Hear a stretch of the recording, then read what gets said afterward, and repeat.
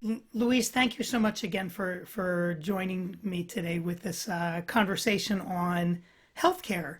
Um, and just to kind of as an introduction, I want to let people know how we know each other, which is both of us are working for the Patient Safety Movement Foundation. And you've been doing it actually quite a bit longer than I have. But I've very much appreciated listening to you talk about patient safety and the things that you're promoting, which are definitely global issues. So can you tell us a little bit about yourself and your background and how you got to do connected with patient safety? No, don't worry. As you say, it's really a pleasure to be able to have that conversation with you. Really, the patient safety topics, they are really passionate and they are really interesting, and most they are really important. About how did I start working with the part of the patient? First of all, I have to tell you that I'm a physician here in Mexico City, and I did a residence in Monterrey, Mexico, that is called quality and patient safety care. So um, this is a residence that took about 3 years, where I started learning a lot about the improvement, about strategies, about methodologies of how we can work in a hospital to share and develop better results for our patients. So that's my background. Right now, I'm doing an MBA, also to start learning the other side of the attention on how the healthcare management. So it has been really interesting. And yeah, I have been working with a patient safety movement for about 1 year, doing some things here in Mexico. And also, I'm a quality and patient safety coordinator in a hospital that is called Hospital Español in Mexico City. That's great. So it's interesting your comment about the MBA is actually a great segue into the conversation because what inspired me to have these conversations is the fact that in the US, healthcare is a business, first and Yeah. foremost.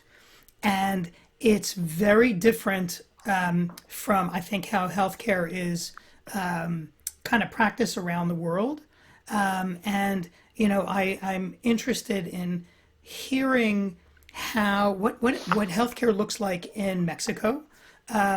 It's nice because you've had time in the U.S., so you understand both Yes. systems.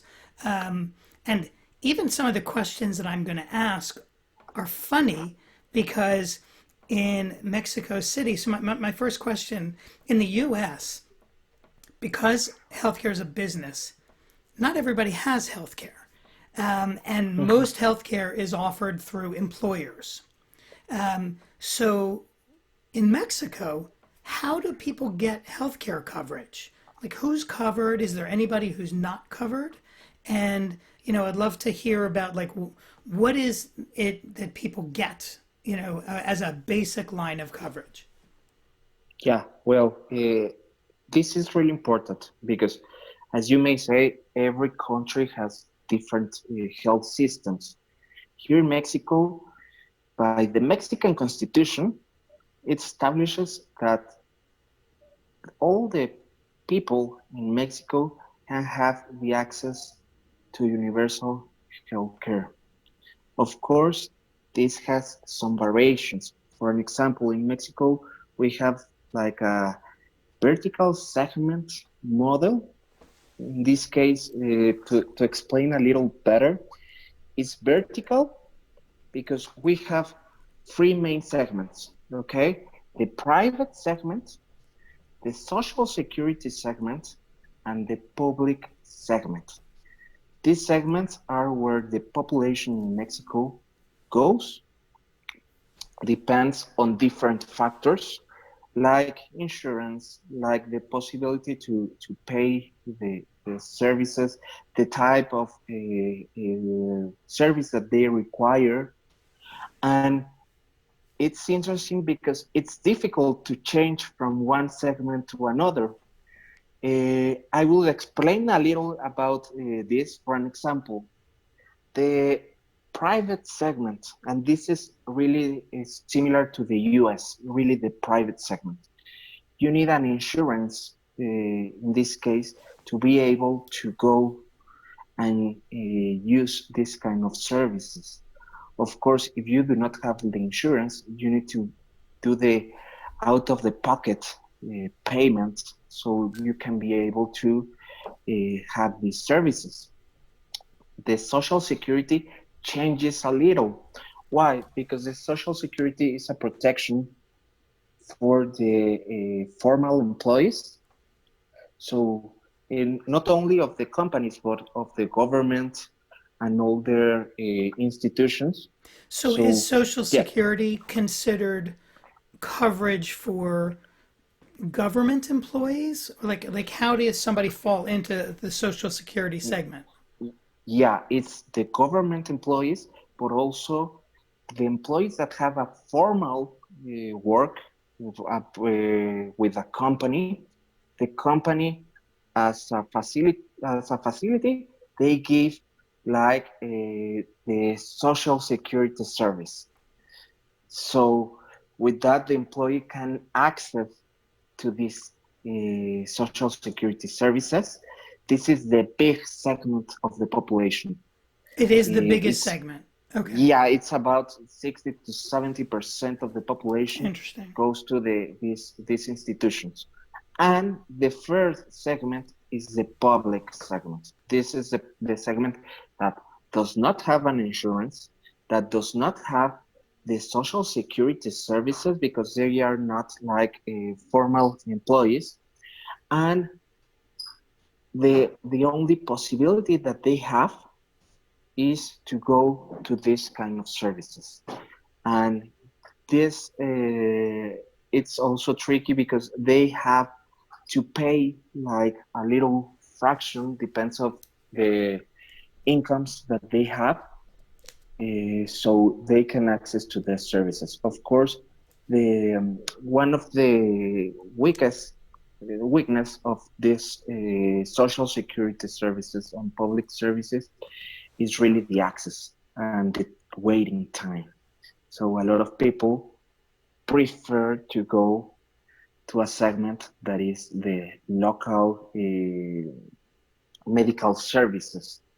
Like you pay like a really small quote, you can have access without losing all the time to make an appointment. So the are the facilities all different? So like there are private facilities, and then there are Social Security facilities, and then public facilities. Yes, we have that segmentation, and also depends on the level of services. We have the primary care service, the specialty care service, and here in Mexico is the first level segment that we have all the specialties, subspecialties, and all the technology required for some specific diseases that they are needed, that the first and the second level weren't able to treat. So So, and that's how do physicians fall into these different categories? So, for example, um, you know, I guess the easiest one would be an orthopedist, right? So, everybody at some point might break an arm or a leg. mhm. So, everybody's going to have a need for an orthopedist. Is it the same doctors who work across the different systems? Yeah, even some physicians work in the private sector and also in the social security or public sector. So they sometimes have like two jobs and Um, are there any requirements on the part of doctors from the government to have to serve a certain amount of time for the public? Yeah, they have like shifts or some period of time, as you say, that they have to be at the hospital, and later, if they want to do a private practice, they can do it, but in other hours outside the So time that they are assigned. got it. Okay. So the in terms of costs, so I understand that for private, there's an insurance kind of like what we have in the U.S. that somebody would purchase or buy into Mhm. or pay out of pocket, and I'm assuming can anybody go to a private facility if they can pay? Yeah, if they can Okay. pay, yes. And based on the Mexican Constitution, as I was saying before, every any person can go, for an example, to a private hospital. If I do not have like an insurance or I do not have like the money to pay, what do they do? If there's an urgency, they take care of me. They try to make me feel better to Probably stabilize. stabilize. Yes, exactly. And then to transfer to another hospital unit so they can continue with the treatment care. Got it. So that's one way. Of course, related to the payment, it's important to tell you that um, for the public segment, in this case, for the population that does not have like the social security and the private opportunity, um, about 1 year when this government started, we have a program that it was called the Seguro Popular, that similar to what you have in US with the Obamacare, Okay. it gives coverage with a lot of population, and they have like a catalog of illness, of the most common illness, so they can cover this illness totally free. They do not have to pay anything. Got it. With this government, they took the decision that because of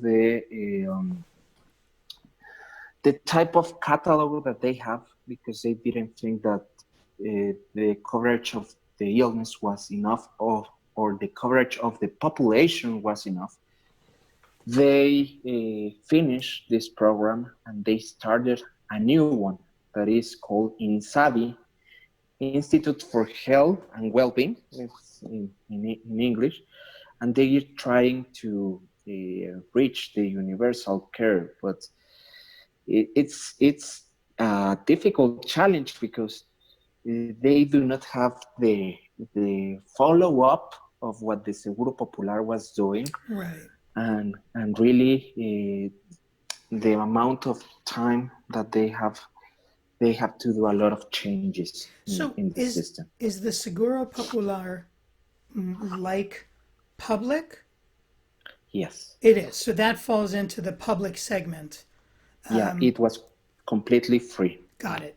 Got it. And so, so let's talk a little bit about the costs, just as Yes. an example. So, just to get a frame of reference for cost of living, because obviously cost of living Mhm. it makes a big difference in terms of how much somebody pays. So, out of curiosity, what would a two-bedroom house or apartment in Mexico City cost to buy? Well, depend on the zone, but approx Mexico City is maybe the most expensive city in Mexico. Okay. Uh, but like an apartment is about the range of um, $100,000 to $500,000 approx. Okay. And for It's five hundred not, thousand yeah, dollars, is that a very nice apartment? yeah, you can have a very nice apartment. Got it. Yeah, Okay. or a And so, house. so the costs are definitely lower. I live in Yeah. Seattle, and it's probably similar in a way to Mexico City. It's not nearly as large, but it's expensive. And a two bedroom, three bedroom house is going to be no less than $500,000 Oh, if you want something that's in good shape, or yes, and you could easily find 3, 4 bedroom homes for 500 to over $1 million, and that's not, and then there's still even nicer ones, but it's very expensive. yes, But so is our healthcare. So you mentioned Obamacare, right? I have personally Obamacare. I spend $2,000 approximately a month for a family of 4. Okay, okay, and when I pay that, it's simply for the privilege of having access. That doesn't give me anything. mm, Okay, then in addition, I have what we call a deductible. There's a certain amount of money that I have to spend out of pocket every year before my coverage kicks in. And so my coverage is 80/20, right? So okay, once I get coverage, I pay 20%, 80% is covered. But my deductible is $7,500 per person with a cap. So I'm going to spend more than $30,000 out of pocket before I have coverage. So, can you give me a sense as to how much, a very good private insurance costs, something that would be what I think of as gold standard, right? The highest quality. And then you had mentioned that Social Security, both, people some pay a certain amount, and then also for public, people pay a certain amount. So what do yeah. those costs look like? Well, yeah, that's important. One of the things that you said about the houses and all that, it's important to tell you about the incomes here in Mexico Yes. that, of course, are a lot fewer than maybe in some parts of the US. And that's really relevant when you speak about the costs in healthcare, because as you say, for the insurance, like a private insurance, of course it depends on the age and some other comorbidities that you may have, but it's expensive here for the Mexicans. It's about, you pay almost 150,000 pesos every year for the cheaper one, but it can go almost to 300,000 or 500,000 pesos And how many every year. pesos in a dollar? I apologize. I don't remember. No, yeah, it's about 22 pesos is about $1, Got it. equals $1. So if you So it's take about it, $6,800 for the yes, 150,000 pesos. 300 would be, let's call it 15,000. yes, Okay. and not a lot of people can have this access. And is that the And private? yeah, that's a private for That's the one private. person. Got it. If you have a family, well, that goes by 2, by 3, by 4. So yeah, that's one of the things that uh, it's a consequence that it's a small percentage of the population that can access to this. About the social security payment, it's interesting because it's a freeway payment. In this case, the employee pays a small portion. The In this case, the company pays another portion, and the government also give a small fraction of money. Uh, so this allows that when you need any kind of service, you can go to the social security clinicians and hospitals. The public is based only in the government and the small fraction that it may require from the patient. What's one of the big problems that we have in Mexico that makes it not a lot of efficiency from the system by itself? That, for an example, me as a physician, as a Mexican, I have a private insurance, but also I have the social security service because I also pay. So I pay my private insurance, but I am also paying my social Both through security work. both.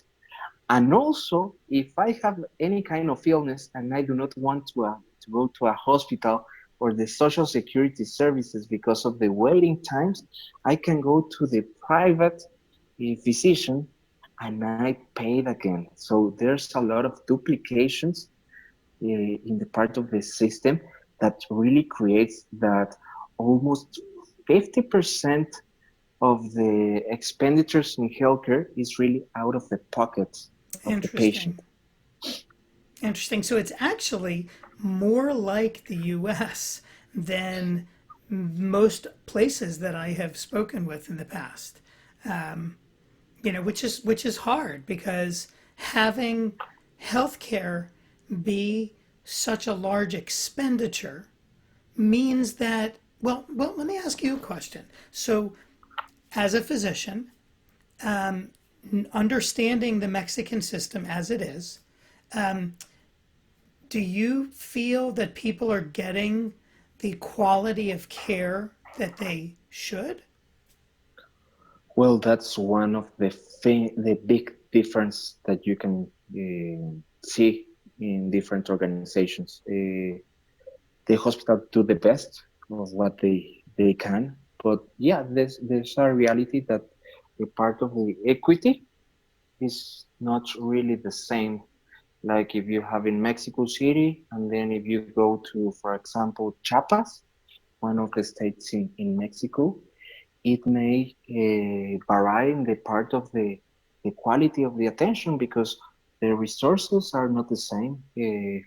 Really, the human resources, the physicians, the nurses are not in the same number. So yeah, it may cause some variation in the clinical care, in the quality of the attention. So that's why hospitals are working in the processes, in the system, in changing the culture of safety in the organizations to improve. Because, as one professor told me before, the hospitals that do not have the resources, uh, they have the excuse that, oh, I give this attention because I do not have the resources. But it's really the contrary, because I do not have the resources. What can I do to give the Right. best attention? Right. Okay. So yeah, in that part, we have some differences depending on the state or even the city or even the segment, as we have been spoken Yeah, about. yeah. Well, and so you had talked about access and waiting Yes. times. And so, what does that look like? I know here in the US, even though we don't have the equivalent of public and private systems, although we do to some degree. There are a handful around the country of what are thought of as public hospitals, Mhm. and so they will take anyone, for anything at any time, and cost is not an issue. But there aren't many of them. Most hospitals are going to Mhm. be private, and have an expense. So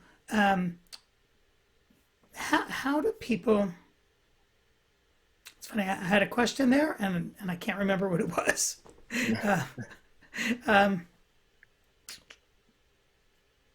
Talking about costs.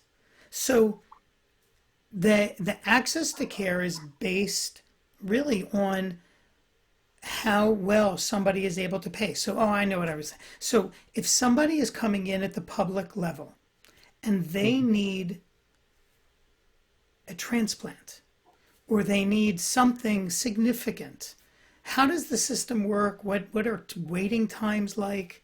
You know, talk a little bit about that if you could.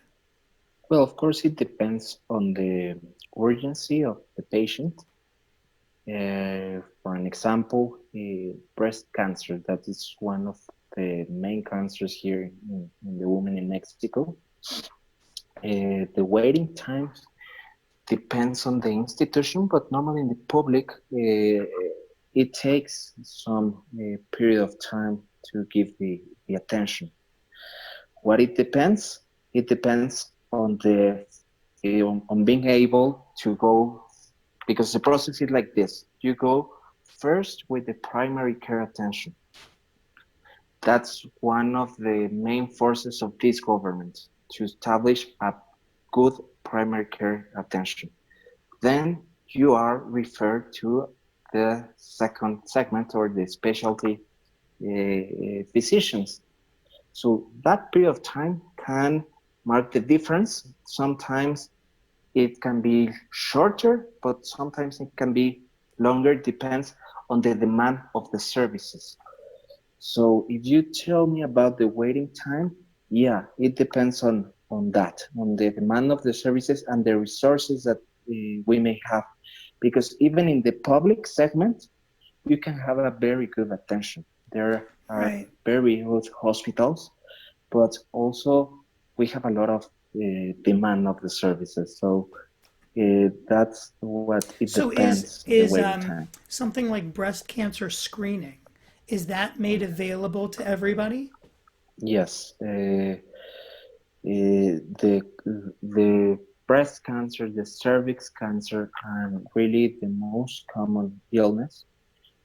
Right now, as I was telling you before, we're in a transition for the INSABI program, Right. but that kind of illness were the ones that were included in the Seguro Popular, Oh, and all the interesting. people can go and do the checkups and the follow up of And so this kind of how illness. often does that happen? How often, for example, are women allowed to have a pap smear or a mammogram? Well, it depends on the physician, really, because there are conditions of the patient, like the age, like the genetics, like if I have a background of a cancer, of a breast cancer, Sure, but isn't normally, there yeah. over like a certain age? I know that, let's say, over for women over Mm-hmm. 40, or at a certain, Mm-hmm. cutoff in different places, it becomes a regular thing for prevention. Yes, yes. Normally, if you do not have any discoveries in the mammography or anything, you can have like the annual checkups or the semestral checkups. It depends of the pathology that you are trying to refer. Of course, it's important to tell you that most of the population and most of the clinical care is based on the chronic illness, because it's similar as US. We Sure. have problems with diabetes, with high blood pressure, with obesity. So that's really follow all the problems with a lot of patients. Yeah. So if you had, so we're coming up on time. This is the platform we're using today is Zoom, and so at 40 minutes we get cut Yes. off. So to kind of tie things up, and in comparing the systems from your perspective, what are the highlights of the Mexican health system, and what are the downsides? And knowing the U.S. system, how do you Mhm. think it compares? Well, the highlights, I think the people, the personnel is one of the main highlights. How they do the things that they do with some of the resources that they have. Like I was telling, there's a lot of difference in some of the places. A lot of people can have access. That's one of the difference that I see in the US system. The access is really one of the main problems there. And if you took the amount of money that, in comparison, US with Mexico, Mexico has about like 5.5 of GDP, and I'm sorry, US say the number again. 5.5%. Right. Yeah, and US it may have more than 15. Yeah, the U.S. actually spends more than twice the average Yes, amount of money. So I know that the U.S. spends more than $10,000 per person, yes. and the So global average is a little over five. yes, that's a big difference. So Yeah. of course, what are the laws? Is really that as a system, it may be inefficient in the part that there's a lot of duplications, not only for the patients, but for the system, because every segment duplicate the same function, and Right. that can create the difference in the attention. So that's really the things that this new government is trying to change. But this is the day-to-day in the healthcare, and with this situation of the COVID, of course, it has exposed a lot of the weakness of the systems, and I think worldwide this is happening. Right. I agree. I know that in the U.S. for sure, COVID-19 has really shone the light on the Yes, weaknesses of our healthcare system.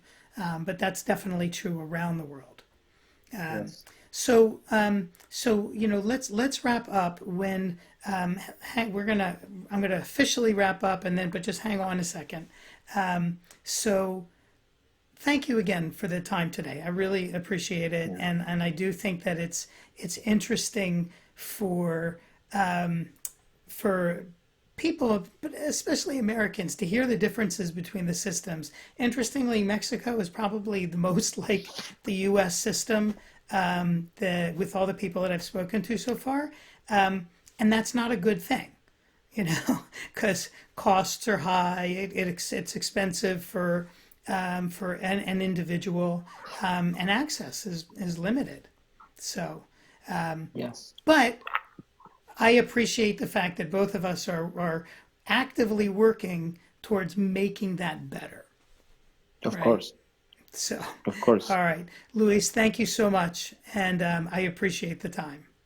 No, it has been really a pleasure, and I hope we can repeat this sometime again. Oh, absolutely, absolutely, I would And love that. well, I'll be happy to. And well, that's really it. Thank you for the invitation, Saki. Yeah, my pleasure. So, hang on one